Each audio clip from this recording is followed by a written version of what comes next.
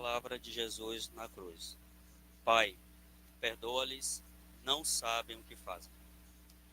A primeira palavra de Jesus, Pai, perdoa-lhes, não sabem o que fazem, é um brado de misericórdia. Jesus intercede pelos pecadores porque não quer que ninguém se perca. Ele pede pelos soldados romanos que o estão crucificando e pelos dos judeus que os prendem. Mas também pede por Barrabás, Anás, Caifás, todo o sinédrio que armou contra ele, pede por Herodes, por Pilatos, por todos os que estavam ali julgando. No entanto, poderíamos nos perguntar, por que o Deus terrível do Sinai agora se mostra sofredor no Calvário? As antigas trombetas cedem lugar a uma voz suplicante. Por qual razão Jesus pediu ao Pai que fizesse cair não pediu ao Pai que fizesse cair fogo do céu para punir seus carrascos, como ocorrera com Sodoma e Gomorra, contra os inimigos dos anjos? Este foi o mesmo pedido de João, filho de Zebedeu, contra os samaritanos. Nós sentimos raiva desses malvados e ficamos admirados diante da mansidão de nosso Senhor Jesus Cristo. Porém, a razão pela qual ele intercede por nós é a mesma pela qual intercede pela humanidade inteira. Pois Jesus pediu por causa de cada um de nós, que também o ferimos por nossos pecados, flagelamos com nossas paixões indecentes, coroamos de espinhos com a nossa revolta contra a sua palavra santa e sábia, e o matamos todos os dias com a nossa infidelidade e falta de caridade com Deus e com o próximo. Pai, perdoa-lhes, não sabem o que fazem, é o brado do amor que salva, da pessoa que até o último instante de vida dá testemunho de coerência entre seu falar e seu agir. Ele mesmo nos mandou amar os inimigos e rezar por quem nos persegue. Os antigos sabiam que estavam fazendo mal a um inocente, mas não sabiam que este sacrilégio era para matar o próprio Deus. Sim, Jesus rezou ao Pai porque não sabiam que ele era Deus, assim como o Pai e o Espírito Santo. Bento XVI diz que Jesus elevou a ignorância como última tábua de salvação para os pecadores. Assim faz Paulo falando de si mesmo: eu obtive misericórdia porque agi por ignorância. E Pedro pregando aos habitantes de Jerusalém: vós crucificastes o santo e o justo, mas agistes por ignorância. Ou seja, não sabiam o que estavam fazendo. Em verdade, essa ignorância não significa não saber que o ato praticado é um mal. Eles sabiam sim que estavam fazendo mal, e um mal contra um inocente, o que é pior. Mas não sabiam medir o alcance desse delito. Igual a cada um de nós, quando está praticando um pecado. Sabemos que é mal, que é pecado, mas não conseguimos medir o alcance deste pecado. A consciência acusa, mas a razão se torna ignorante e quase impotente diante da necessidade de arcar com as responsabilidades. Por mais estranho que pareça, o ser humano pecou comendo do fruto do conhecimento do bem e do mal, mas não sabe administrar a capacidade de fazer o bem ou o mal. Jesus tomou o nosso lugar, representados nós que estávamos em Barrabás, que significa filho do Pai. O verdadeiro Filho de Deus faz de cada um de nós um Barrabás, ou seja, filhos do Pai. Considerou a natural revolta, Jesus não considerou a natural revolta que a ignorância faz, e transformou-a no motivo da sua intercessão por nós. Imaginemos o coração de Jesus, o coração que foi formado no seio da Virgem Santíssima, no momento em que podia suplicar do Pai sua justiça até o fim do mundo. Naquela mesma hora, ele intercede por nós, por todos nós pecadores. Jesus se mostrou o justo que no livro da sabedoria diz que confia em Deus, e assim diziam os zombadores, que Deus o salve porque eles confiou nele. Mas eles não se davam conta que Jesus é o servo sofredor de Yahvé, aquele que, segundo a profecia de Isaías, toma sobre si as nossas dores e pelas suas chagas nos cura.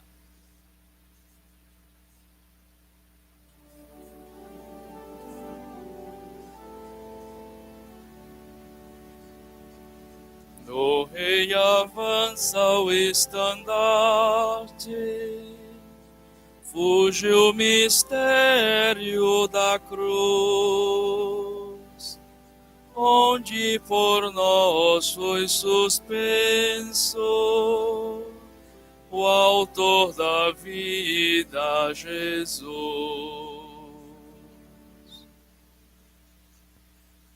Segunda palavra.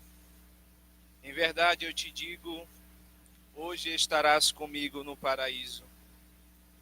A segunda palavra de Cristo, retirada do Evangelho de São Lucas, capítulo 23, é um suspiro de misericórdia do alto da cruz. Ao lado de si, 2 ladrões. Um, tradicionalmente chamado Dimas, o bom ladrão, e outro, também tradicionalmente chamado Gesmas, o mau ladrão.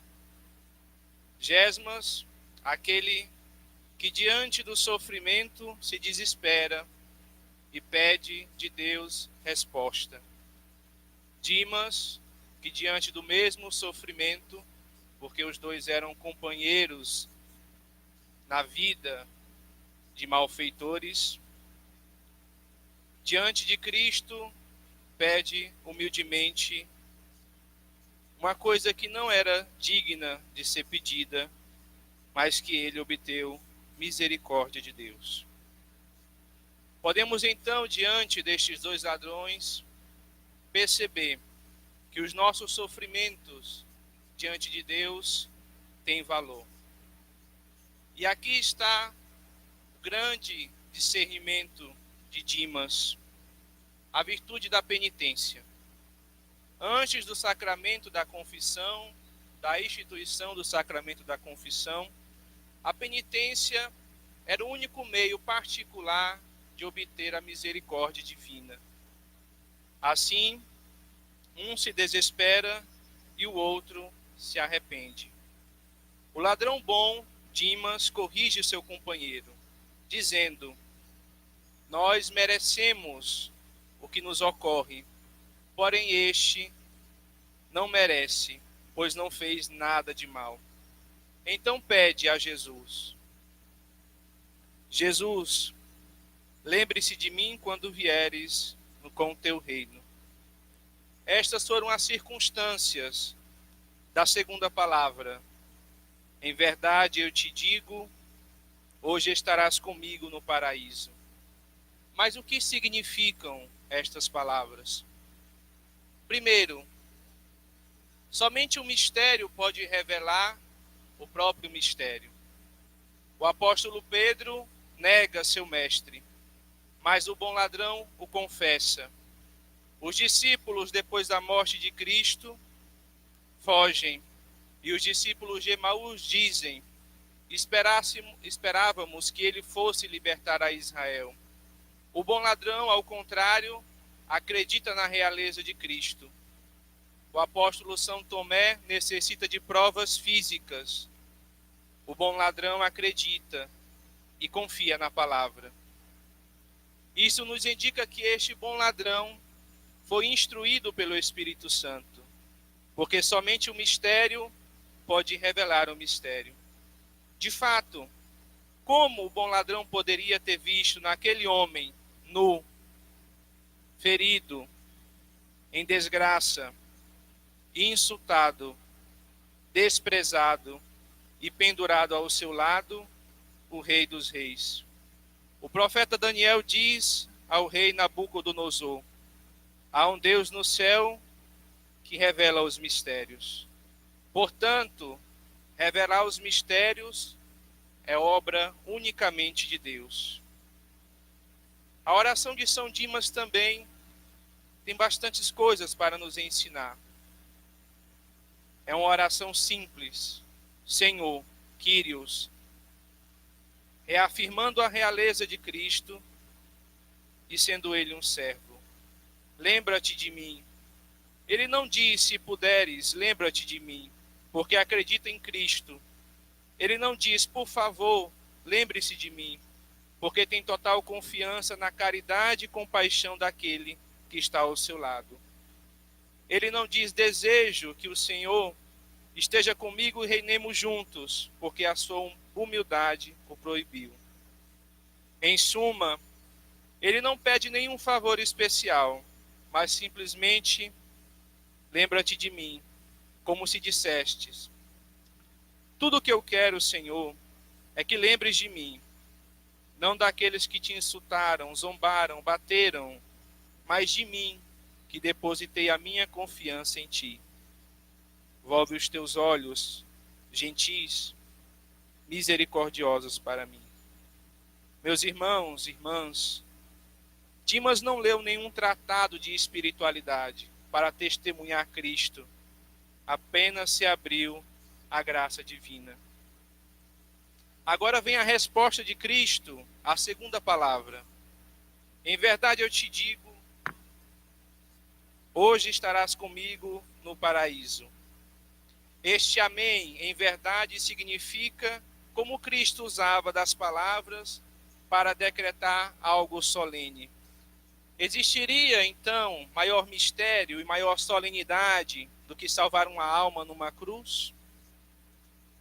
A palavra hoje manifesta o desejo ardente de Cristo abrir as portas do paraíso e levar aqueles que jaziam nas sombras da morte para junto de si. O estarás comigo indica não apenas o paraíso, mas a presença de Deus na eternidade. Você estará comigo no paraíso, porque naquele dia Cristo buscou todos aqueles que estavam perdidos, os patriarcas, os profetas, e ali junto deles estava este ladrão arrependido. Alguns poderiam se perguntar: por que Deus não deu a mesma graça a Gesmas, o mau ladrão? Tal como o filho pródigo, ele poderia ouvir a voz de sua consciência, a voz de seus sofrimentos e até a voz de seu companheiro que o repreendeu.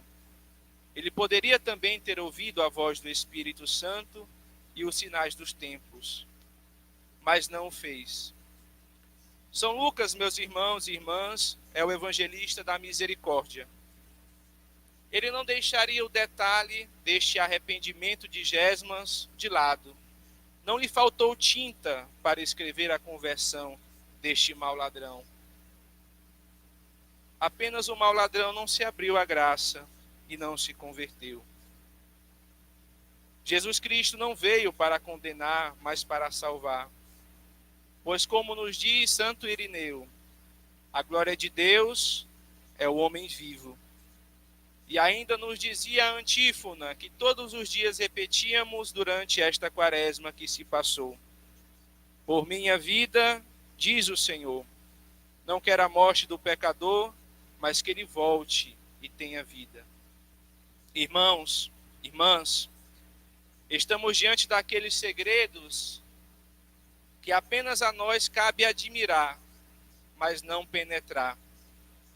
Santo Agostinho nos assegura que os julgamentos de Deus podem ser secretos, misteriosos, mas nunca injustos. Dimas significa aquele que nasceu ao pôr do sol. De fato, aquele bom ladrão nasceu para a vida nova, no pôr do sol de sua vida terrestre. Pois quem poderia imaginar que um ladrão seria repentinamente transferido de uma cruz para o paraíso? Todos nós temos uma cruz, perguntas perturbadoras, mas devemos carregar nossa cruz junto com Cristo. Nos momentos difíceis, unir os nossos sofrimentos aos sofrimentos dos santos. E aqui relembro São Policarpo, que diante do imperador defendeu a sua fé e seu amigo Jesus. Faz 86 anos que sirvo ao Senhor e nunca me fez mal algum. Como quereis que eu o renegue? Confiemos em Cristo, nosso amigo em comum. E vamos agora pedir a São Dimas sua intercessão. Ó bom ladrão, padroeiro dos presos, ajudai-nos a nos livrar de nossos pecados. Por vossa intercessão, Ajudai-nos, ó São Dimas, a alcançar as promessas de Cristo, que hoje nos chega por meio destas palavras. Hoje estarás comigo no paraíso.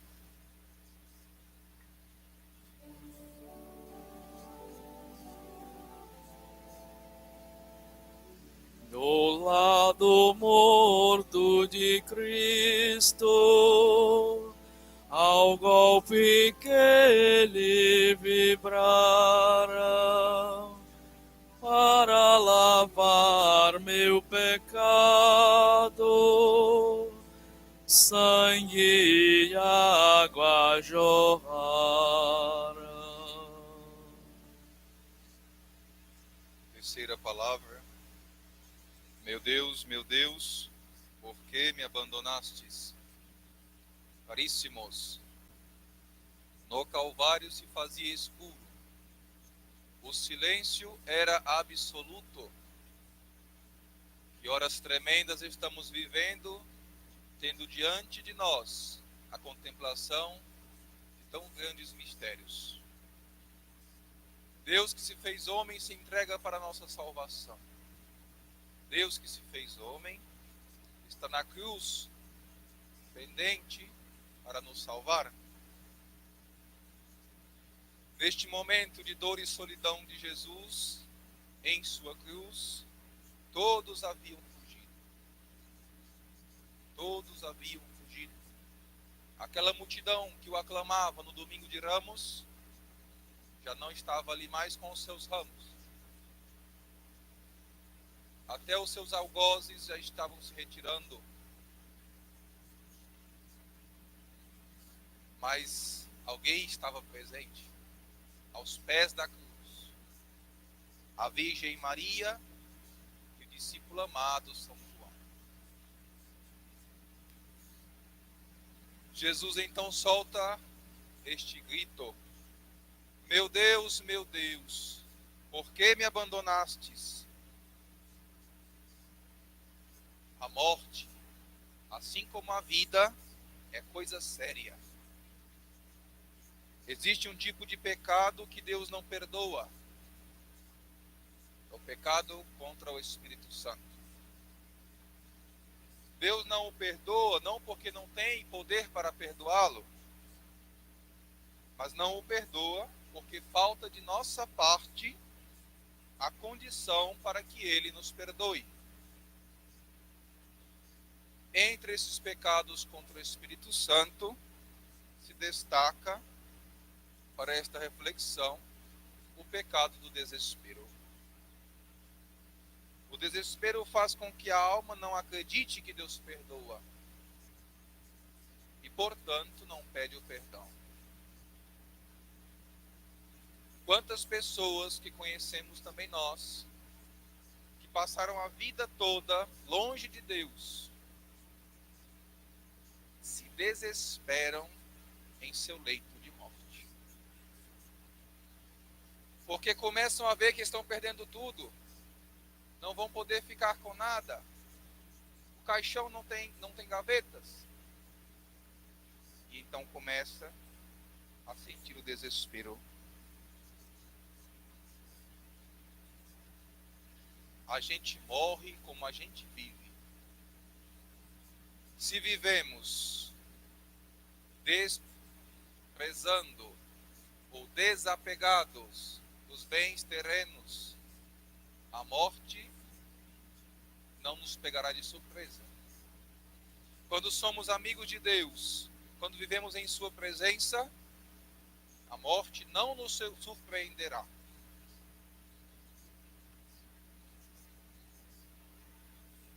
No entanto, não se desespera quem tem uma mãe do lado. É interessante perceber isto. Quando Jesus solta o seu grito, meu Deus, por que me abandonastes? A Virgem Maria corre para se aproximar mais perto dele, para que ele sinta, por sua vez, o aconchego da mãe.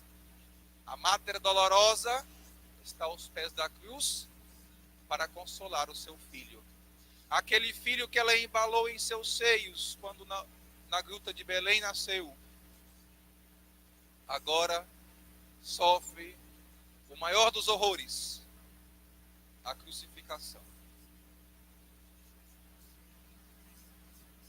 Meus irmãos, Nossa Senhora nos acompanha, mas para isso precisamos nos abrir agora. É o aqui e o agora que se dá a nossa salvação. Não podemos esperar para o último dia, não podemos esperar para a última hora, pois pode ser que esse momento não chegue. Pode ser que nós sejamos reclamados por Deus ainda hoje. Pode ser que ao sair da igreja, ao tropeçar no degrau, morramos. Estamos preparados para este momento? Devemos trazer no nosso coração este questionamento. Precisamos nos abrir agora. O tempo é esse. Não sabemos quanto tempo nos resta. Para morrer, basta estar vivo. Quando temos a graça de reconhecer nossos pecados, devemos agradecer a Deus pela paciência que teve conosco. E nada de desespero. Este ato de reconhecer que somos pecadores deve ser também um ato de louvor a Deus. Senhor, obrigado, porque me fizeste enxergar que eu sou pecador. Dai-me a graça do arrependimento, dai-me a graça da conversão. Esta é a atitude do cristão, e não o desespero. E não o desespero. Quando reconhecemos que somos pecadores, é a hora de uma boa confissão. É a hora de confiar em nosso Senhor. Além disso, é necessário também uma atitude interior para reparar a ofensa feita a Deus, para reparar a ofensa feita ao próximo. É a penitência. Somos chamados a uma atitude penitencial para reparar o grave erro que cometemos contra Deus no pecado. Meus irmãos, desespero é uma coisa horrível. Que não sejamos nós a ter tal atitude no nosso último suspiro. Pelo contrário, que a esperança brilhe aos nossos olhos e que morramos como santos, invocando os nomes de Jesus e de Maria. Sendo assim, a Virgem Maria estará ao nosso lado, como esteve ao lado de Jesus, aos pés da cruz.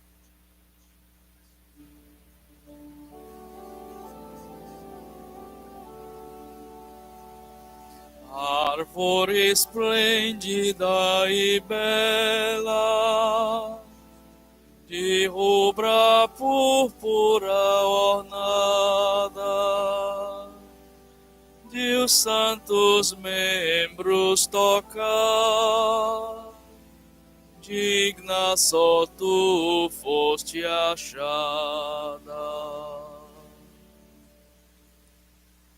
Quarta palavra.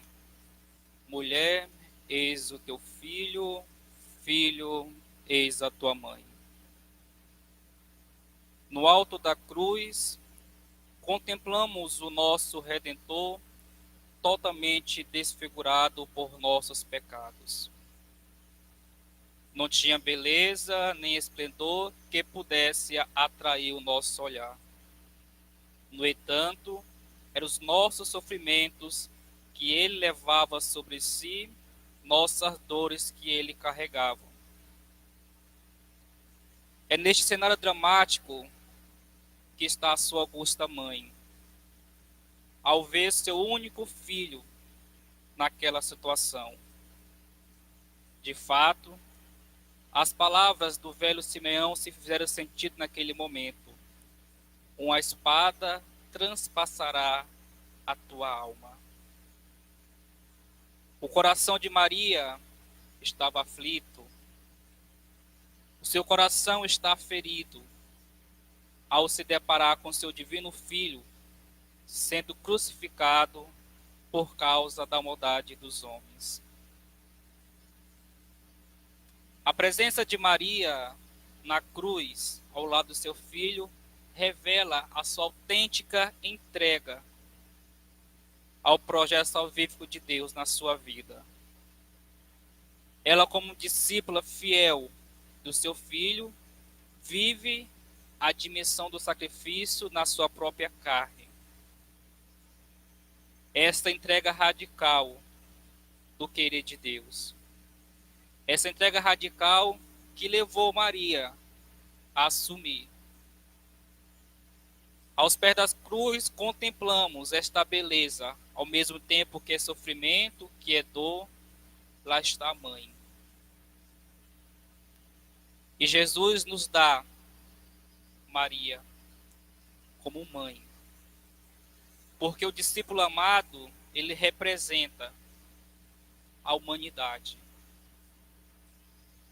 Esse discípulo amado que tem a missão de acolher Maria, a mãe de Jesus.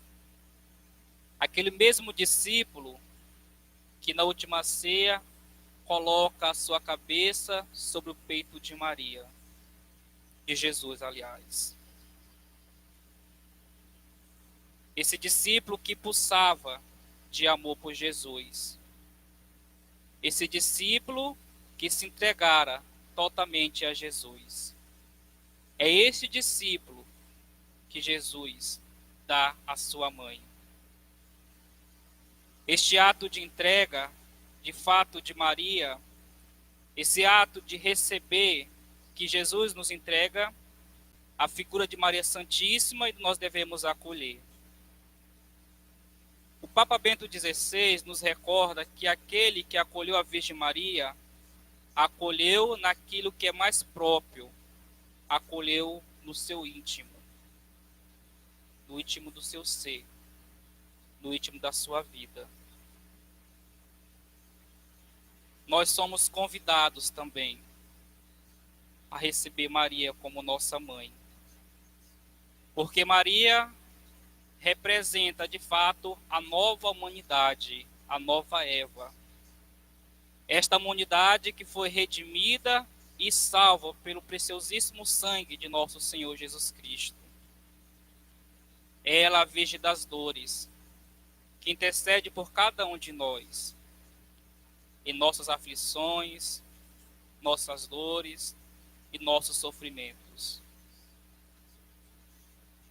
Por seu exemplo e seu testemunho de vida.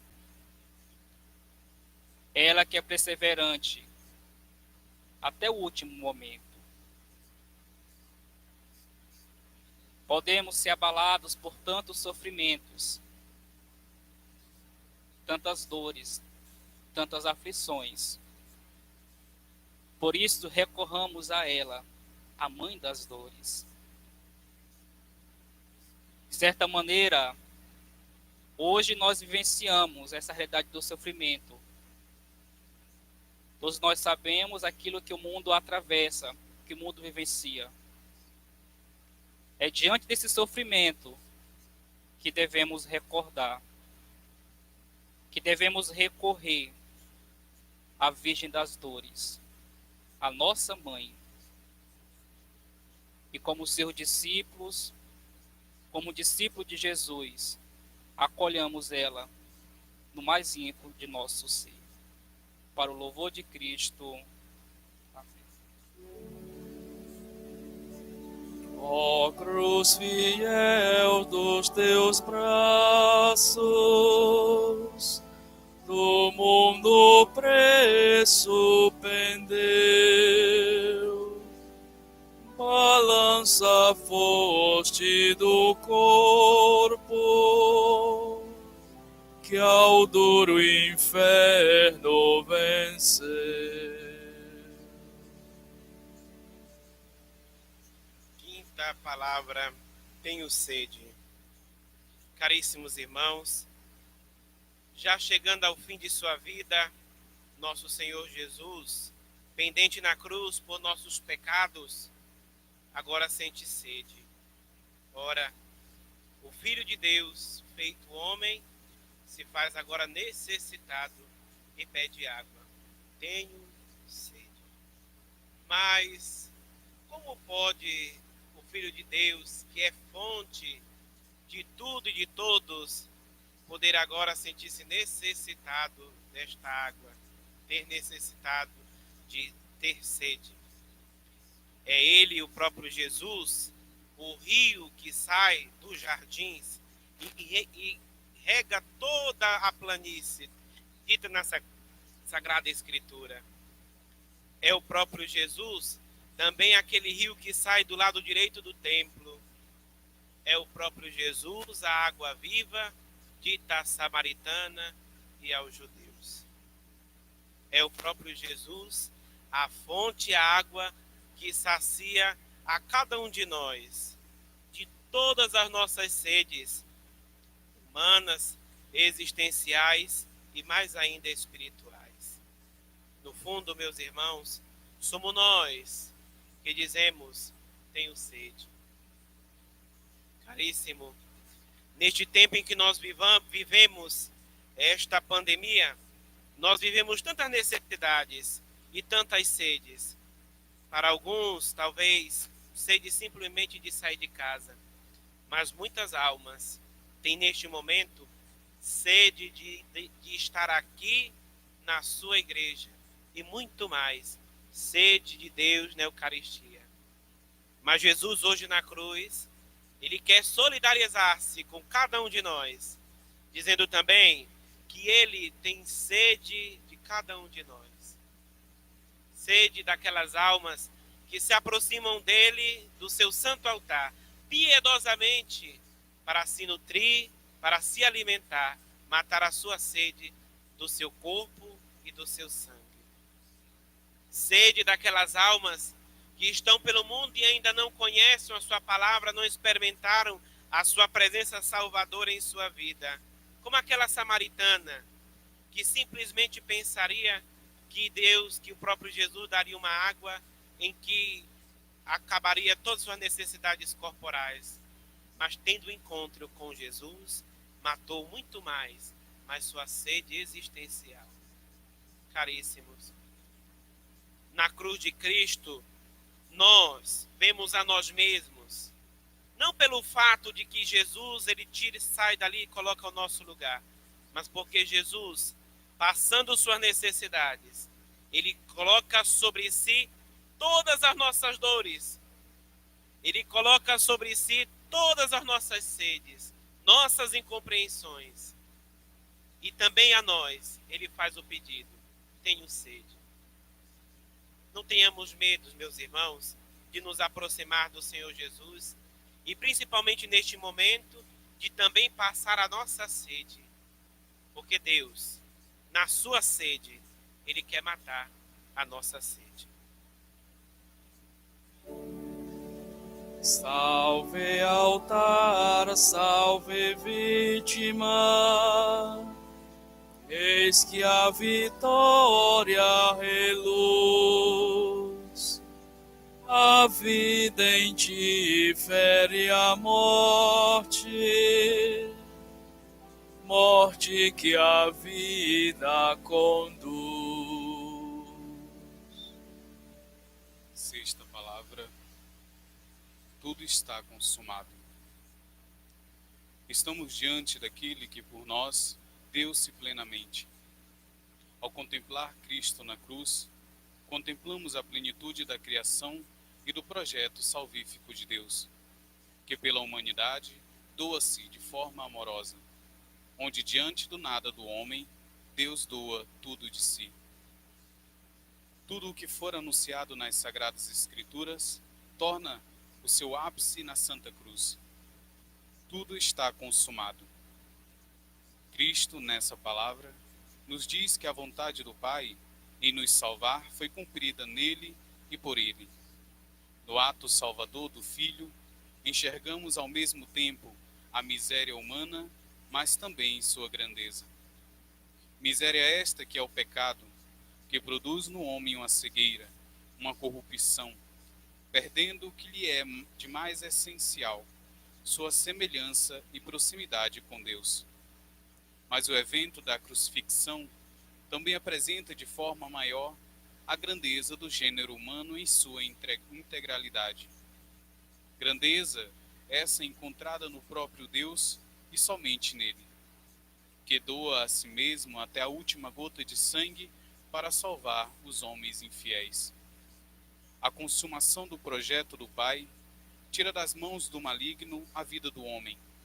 A guerra contra o demônio foi, pois, vencida por meio da cruz. O homem, pelo pecado, morre, e agora, pela morte do justo, o homem retoma sua vida.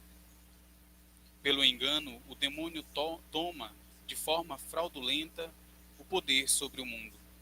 Dominação antes dada a Adão por Deus, quando diz: sede fecundos, multiplicai-vos, enchei a terra e submetei-a, dominai sobre os peixes do mar, as aves do céu e todos os animais que rastejam sobre a terra. Jesus, como novo Adão e verdadeiro herdeiro da criação, toma para si todo o pecado e crucifica-os consigo mesmo, para a transformação da criação como um todo.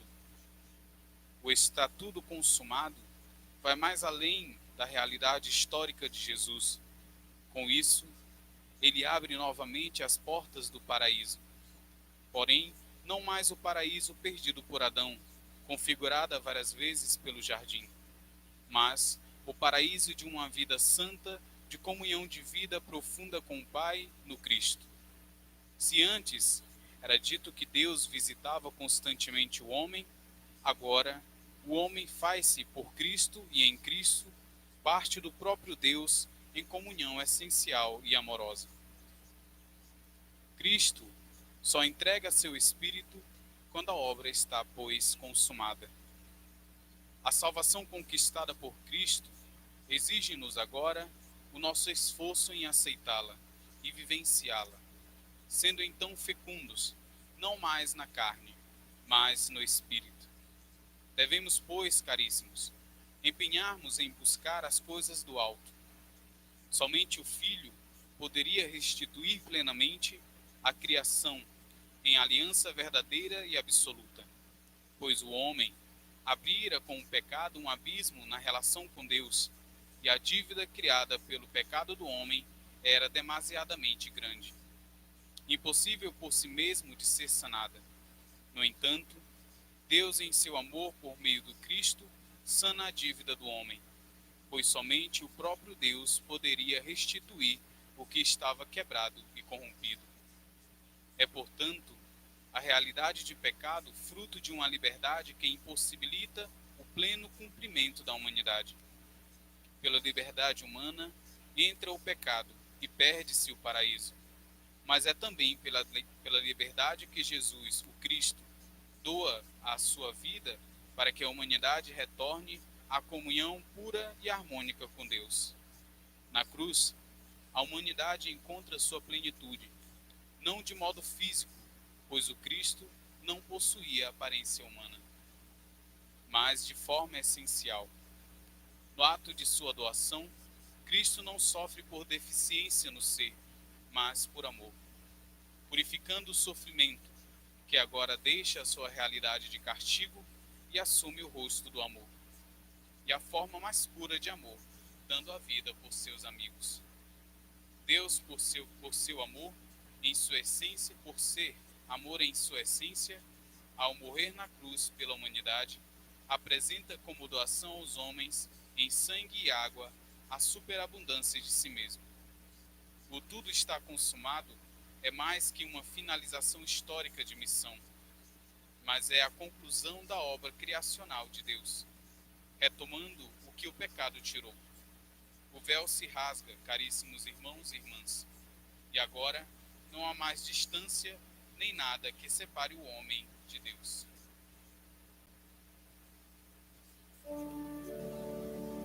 Ó salve, ó cruz, doce esperança, concede aos réus remissão, dá-nos o fruto da graça que floresceu na paixão.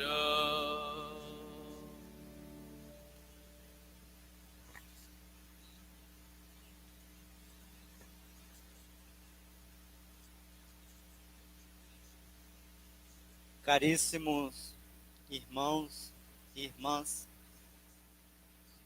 esta última palavra expressa: Pai, em tuas mãos eu entrego o meu espírito.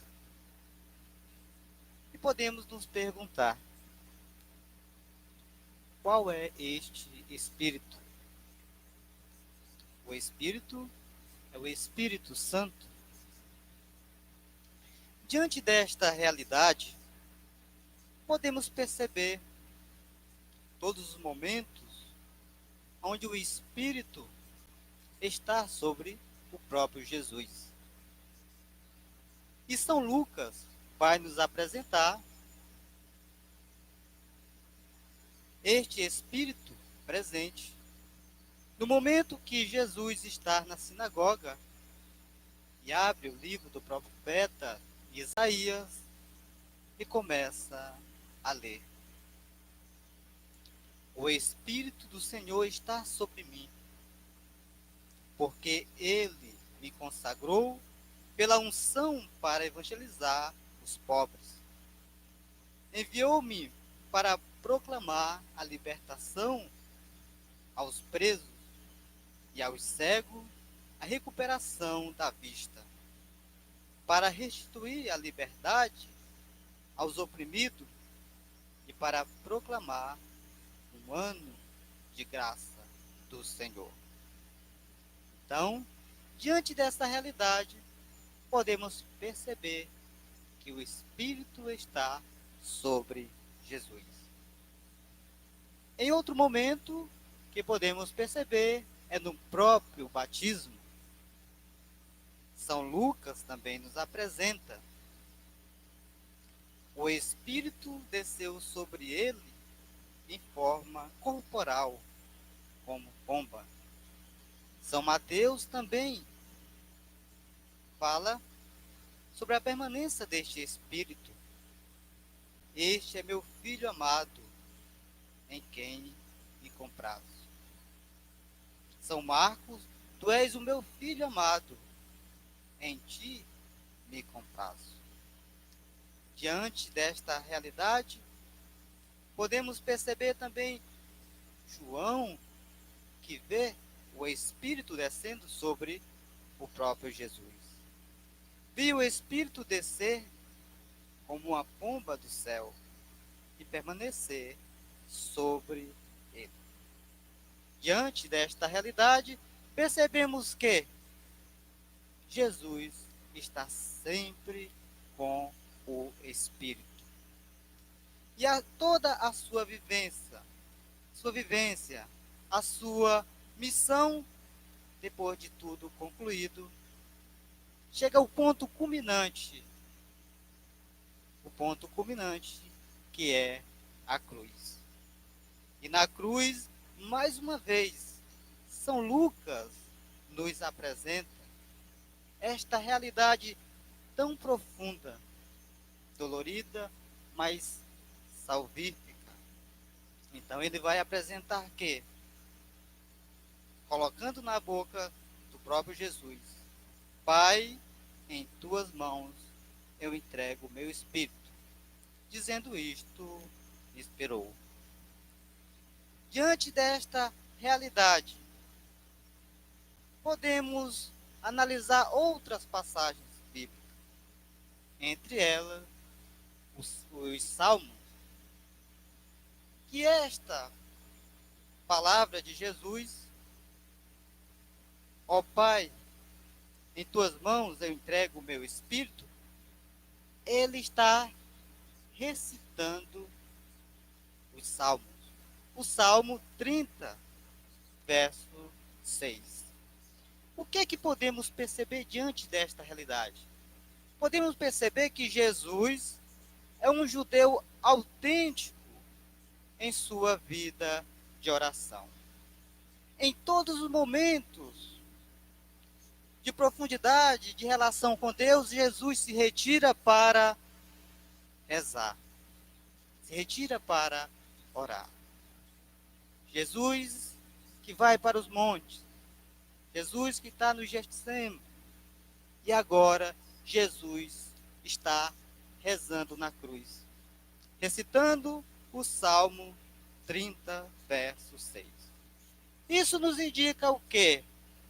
Que diante da nossa trajetória, diante da nossa vida, dos nossos problemas, devemos estar firmes, mas não somente pelas nossas forças, mas em oração, unido a Deus, por meio desta comunicação tão especial que é a oração.